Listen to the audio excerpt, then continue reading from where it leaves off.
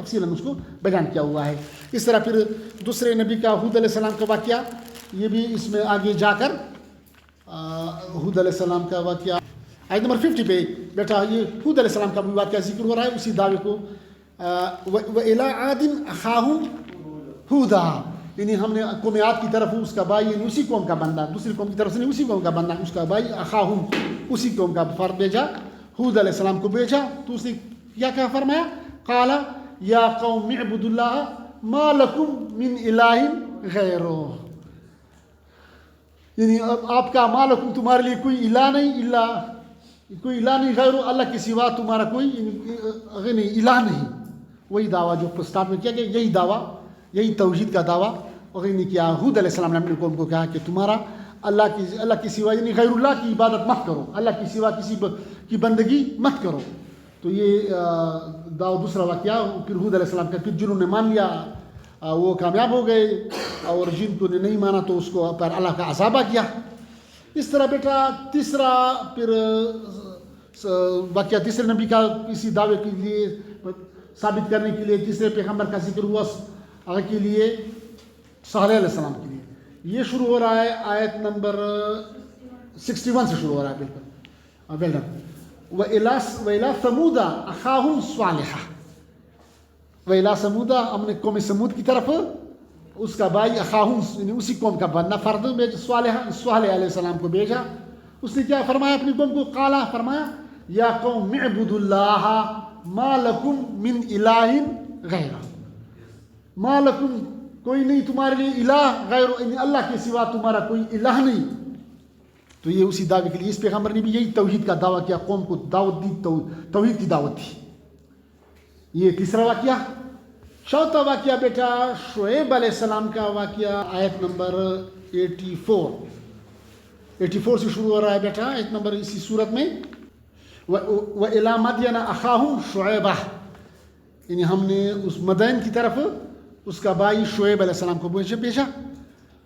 اس نے فرمایا کیا فرمایا قَالَ يَا قَوْمِ اعْبُدُوا اللَّهَ مَا لَكُمْ مِنْ إِلَٰهٍ غَيْرُهُ یعنی یہی توحید کی دعوت لا الہ الا اللہ. تو یہ چار انبیاء کرام کی اس واقعات ذکر کیے اس دعوے کو ثابت کرنے کے لیے کہ ہر نبی کی جو دعوت کا محور تھا وہ یہی توحید تھی لا الہ الا اللہ. انہوں نے تو جنہوں لوگوں نے یہ مان لیا کہ اللہ کے سوا کوئی الہ نہیں اللہ کے سوا کوئی حاجت روا نہیں اللہ کے سوا کوئی مشکل کشا نہیں اللہ کے سوا کسی کی بندگی نہیں کرنا تو وہ لوگ کامیاب ہو گئے. جنہوں نے نہیں مانا تو وہ ناکام ہو گئے. اس طرح دوسرا جو دعویٰ ہے اس صورت کا یعنی ہم آج خلاصہ پڑھ رہے ہیں اس صورت کا. تو پہلا خلاصہ تھا کہ اس نے کیا کیا دعوی توحید کی دعوت دی کہ توحید کو مان لو تو کامیاب ہو جاؤ گے. شرک سے شرک سے اپنے آپ کو بچاؤ. اللہ کے ساتھ ذات میں صفات میں یا دعا میں پکارنے میں کسی دوسرے کو شریک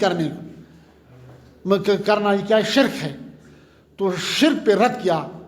تو اللہ فرما رہا ہے کہ اس آپ کے لیے اتنا واضح میں نے کیا اس قرآن میں توحید کو بالکل واضح کیا اور شرک کو بھی سمجھا دیا کہ یہ توحید ہے یہ شرک ہے. یعنی پختو کی توحیدات توری دا سپرین دی دومره متواضع کړه خو دې باوجود چې دو بیا غلط سیسته ورزي دې کې د فائدہ ده دې کې د نقصان ده. توحید کې د فائدہ ده الله په منلو کې د فائدہ ده اللہ کو ماننے میں فائدہ ہے اللہ کی ماننے میں فائدہ ہے دنیا کا بھی اور آخرت کا بھی. اور دا میں اللہ پاک فرمائے کہ تاسو میں عقلی اور نقلی دلائل تاسو ثابت کر. عقلی دلائل تاکہ اس آپ کو عقل اس کو مان سکے کہ ہاں یہ تو اس طرح ہے.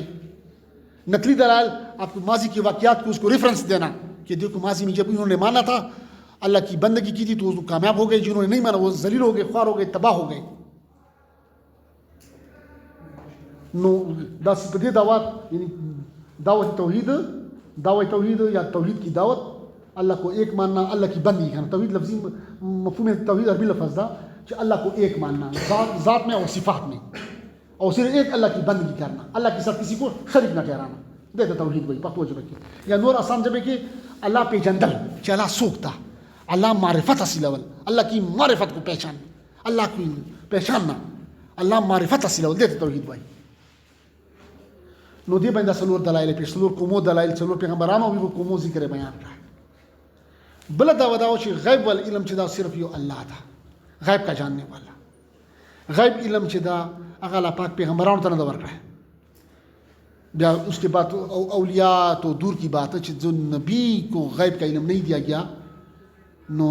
بیا نور ولی یا پیر یا فقیر یا کوئی اور تو کیا کہاں کے ہو سکتا ہے پاسبل ہو سکتا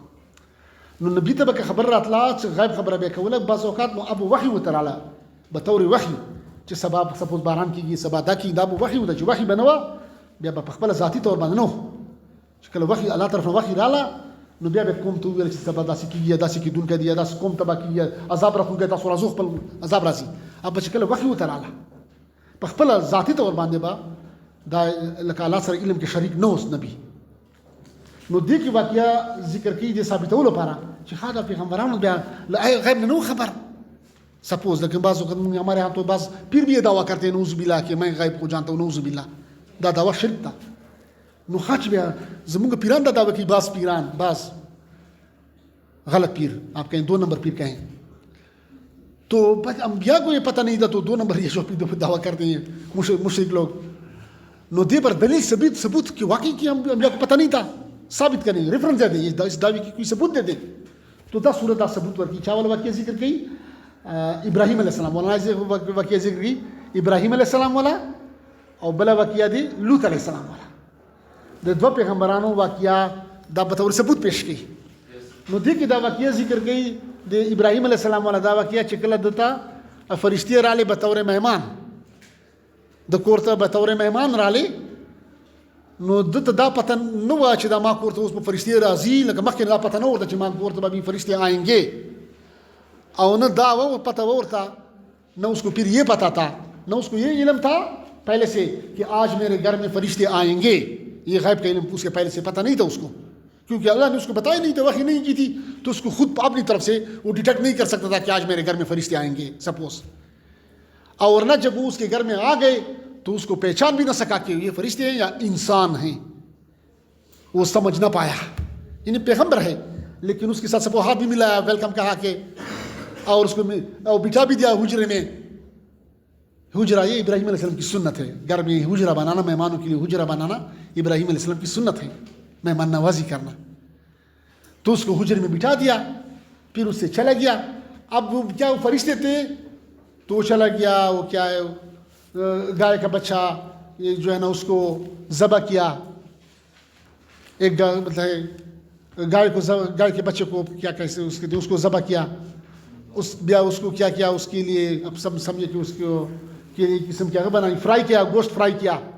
اب فرائی گوشت اس کے لیے لے کر مہمانوں کے لیے پیش کیا کہ آپ لوگ مہمان آپ لوگ یہ کھائیں تو اب جب ان کو کھانے کے لیے پیش کیا تو اس کے ہاتھ ادھر نہیں جا رہے تھے تو ابراہیم سے حیران رہ گیا کہ کیوں نہیں کھا رہے ہیں مطلب مہمان کے لیے تو جب میں نے پیش کی تو اس کو تو کھانا چاہیے تھی کیوں ابھی اس کو سے بیزار ہیں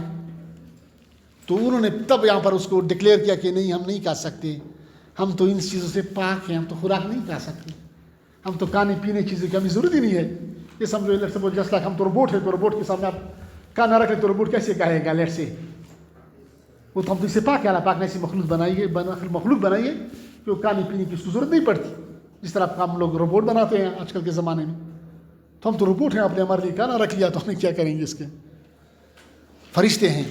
تب کیا کہ اچھا آپ فرشتے ہیں تو دیکھیں اب اگر اس کو پہلے سے پتہ ہوتا کہ یہ فرشتے ہیں تو اسی تکلیف کی کیا ضرورت تھی کہ مطلب جلدی سے مطلب مہمان اس کو ذبح کرنا گائے کے بچوں کو پھر جو ہے نا اس کو پکانا فرائی کروانا اس پہ ٹائم لگتا ہے نا تکلیف ہوتی ہے جلدی کے مہمان کے لیے پھر وہ چلے جائیں اگر وہ پہلے سے بات علم ہوتا تو یہ کام وہ نہ کرتا تو جو ہے نا یہاں پر وہ بطور ثبوت پیش کیا کہ دو کو پیغمبر کو پہلے سے غیب کا علم نہیں تھا نہ پہلے سے تھا کہ ابھی آج میرے گھر میں فرشتے آئیں گے جب اللہ نے اس کو وحی نہیں کی تو اس کو پہلے علم نہیں تھا اور نہ جب آگے اس کو پہچان پایا کہ یہ فرشتے ہیں تو ایک کلیئر قرآن نے یہ واقعہ دلیل بطور دلیل پیش کی تو جب پیغمبر کو عالم الغیب نہیں ہے تو ایک 2 نمبر پیر یا فقیر کیسے وہ عالم الغیب ہو سکتا ہے کہ وہ آپ کو قسمت کی لکیریں بتا دے کہ جو ہے نا آپ اس سیمسٹر میں پاس ہوں گے آپ اس سیمسٹر میں فیل ہوں گے تو یہ اس کو کیسے یہ ہو سکتا ہے شرک ہے بیٹا ہاں آپ یہاں پہ جائیں گے آپ یہاں پہ شادی ہوگی آپ یہاں پہ یہ کیا ہے غیب ہے کیا ہے یہ مشرک ہے شرک ہے یہ منع ہے اس کو سامنے ہاتھ رکھنا بھی گناہ ہے اگر کوئی کہتے ہیں کہ میں تو یہ کرتا ہوں آپ کے ہاتھ کی لکیروں سے پہ یہ جانتا ہوں نعوذ باللہ تو شرک ہے بیٹا تو یہاں پر بطور پیغمبر کا دوسری واقعہ کہ فرشتے بھی کیا ہے، وہ بھی عالم الغیب نہیں ہے. فرشتوں کو بھی غیب کا پتہ نہیں چلتا جب تک اس کو اللہ کی طرف سے حکم نہ آئے. فرشتوں کو بھی خود پتہ نہیں چل سکتا کہ سپوز کل بارش ہوگی یا 1 مہینے کے بعد بارش ہوگی یا نہیں ہوگی. غیب کا علم جب تک اللہ اسے حکم نہ دے. اس کی بھی اسی مثال میں یہاں یہی سے تفاصیر مینشن کرتے ہیں کہ دیکھیں اگر فرشتوں کو جب اس کو ابراہیم علیہ السلام نے اس کو بٹھا دیا، فرشتوں کو بٹھا دیا حجرے میں اور پھر وہ سے چلا گیا، تو فرشتوں کو یہ پتہ نہ چل سکا کہ اب یہ گھر میں کس لیے جا رہا ہے. ورنہ اگر اس کو پہلے سے پتہ چل جاتا کہ یہ گھر میں ہمارے لیے گوشت فرائی کرنے کے لیے جا رہا ہے تو اس کو روک لیتا تھا کہ آپ ہمارے لیے پلیز تکلیف نہ کریں، آپ ادھر بیٹھے جب ہمارے ساتھ بیٹھے رہیں. تو اس کو وہ کہہ رہے ہیں بس ہم گھر میں کسی کام کے لیے جائے گا، یہ سپوز کوئی ضرورت ہوگی. فرشتوں کو بھی پہلے سے پتہ نہیں تھا کہ ابھی گھر میں اس لیے جا رہا ہے کہ وہ وہاں پر ہمارے لیے گوشت فرائی کرنے جا رہا ہے، ہمارے لیے سپوز کھانا تیار کر کے لا رہا ہے. تو فرشتوں کو بھی عالم الغیب نہیں ہے. عالم الغیب صرف ایک اللہ ہے. تو اس صفت میں کسی دوسرے بندے کو شریک کرنا یہ شرک ہے. یہ کل بھی میں نے کہا تھا نا کہ ایک تو ذات میں شریک کرنا کہ آپ کہیں کہ 2 خدا ہیں یا 3 خدا ہیں، نعوذ باللہ، وہ شرک کی ذات ہے. کہ ایک شرک کی صفات ہے، اللہ کی صفات کسی اور میں ماننا کہ فلاں جو نجومی ہے نعوذ باللہ یا فلاں 2 نمبر پیرے یا جو بھی ہے، یہ ہمارے اس کو پہلے سے پتہ چل جاتا ہے کہ ہم اس سیمسٹر میں آپ کامیاب ہوں گے یا اتنے نمبر لوگ یا فیل ہو گیا فلاں، یا اس سیمسٹر میں آپ کی UFM کیس بنے گا یا UFM کیس نہیں بنے گا اس سیمسٹر میں، تو پہلے سے آپ کو بتا دیتے ہیں. تو یہ کیا یہ مشرک ہے. اگر کوئی یہ دعویٰ کرے مشرک. اس کا علم صرف ایک اللہ کو ہے. کل مجھے میرے ساتھ کیا ہوگا اس کا علم، میری جاب کہاں پہ ہوگی اس کا علم صرف ایک اللہ کو ہوگی. آپ کی جاب آپ فارن پہ جاب کریں گے، پاکستان میں جاب کریں گے، اس کا علم صرف ایک اللہ کو ہے، کسی کو بھی اس کا علم نہیں ہے. عالم الغیب صرف ایک اللہ ہے. تو اب اگر کوئی